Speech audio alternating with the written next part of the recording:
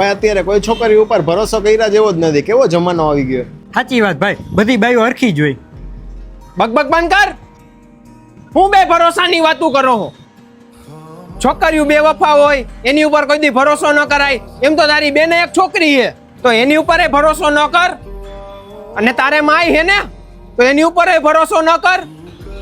અને તમને એવું છે કે ખાલી છોકરીઓ દગો આપે? ના, ખોટી વાત છે. છોકરા હોય દગો આપે. એક છોકરીની સૌથી મોટી દોલત એની ઇજ્જત હોય. ઈ બિચારી પ્રેમના કારણે એના કપડા કાઢી નાખે અને છોકરાઓ શું કરે? એના ન્યૂડ ફોટોસ પાડીને વાયરલ કરે. બીજી વાર મળવાની ના પાડે તો.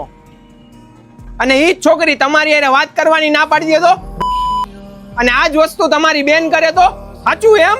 ના ના, ઈ કોઈ હારે વાત ન કરવી જોઈએ. કા ઈ તો હારા ઘરની છોકરી છે, પણ આ કરે ઈ હાલે એમ? અને મારા ભાઈ, દુનિયાના બધાય ધર્મમાં હે ને છોકરીઓને ને લક્ષ્મી અથવા તો રહેમતનો દરજ્જો આપ્યો હે. અને કોઈ છોકરીઓને આંગળી ચિંતા પહેલા ને તમારા ઘરમાં નજર કરી લેજો. તમારે મા બેન દીકરીઓ હે.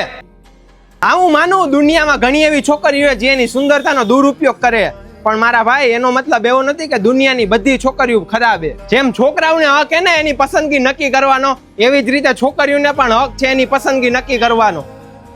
આ દુનિયાના બધા માણસો રેતીના કણ જેવા છે. તમે જેમ મુઠ્ઠીમાં દબાવશો ને એમ છૂટા પડતા જાય. એટલે જેને જાવું હોય ને એને એની રીતે જવા દેવાય.